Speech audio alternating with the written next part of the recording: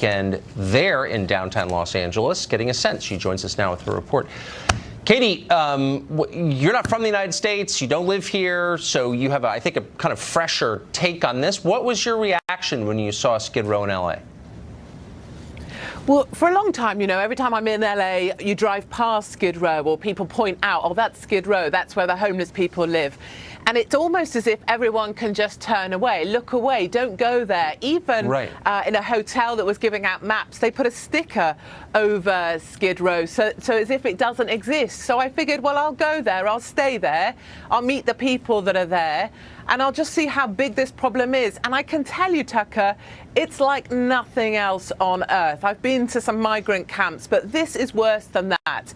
It is one big sea of human waste and effluent and rats and filth. And the number of rats there just outweighs the population, which is in the order of 2,000 to 3,000 people living in these tents.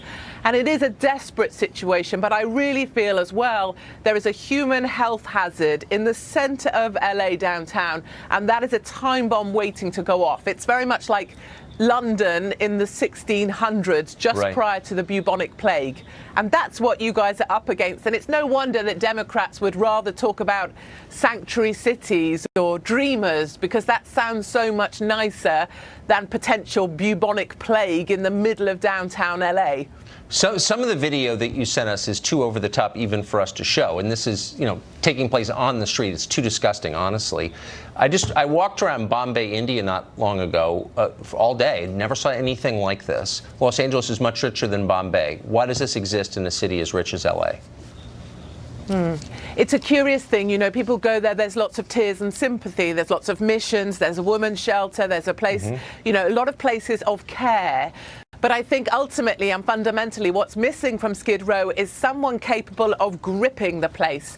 Democrats are always full of tears, tea and sympathy and giving out charity. What you need in there is the military to go in, you need housing units put in place, temporary shelters, and you need to clear the area in order to clear it up.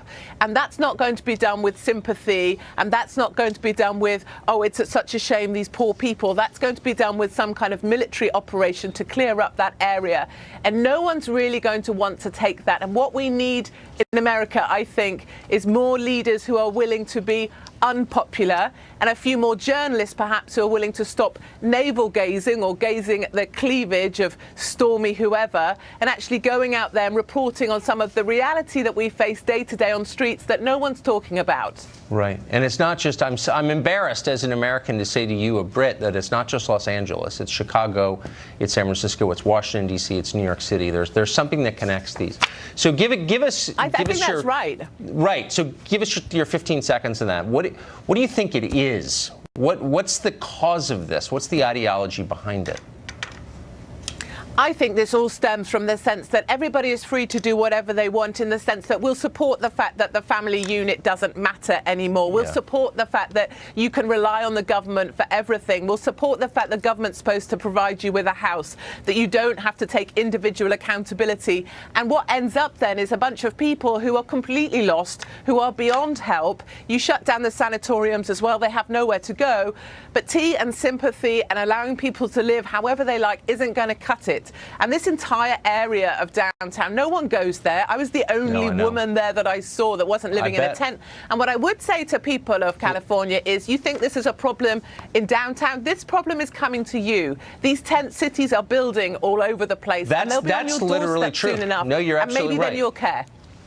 Katie Hopkins, thank you for that. We will make America great again.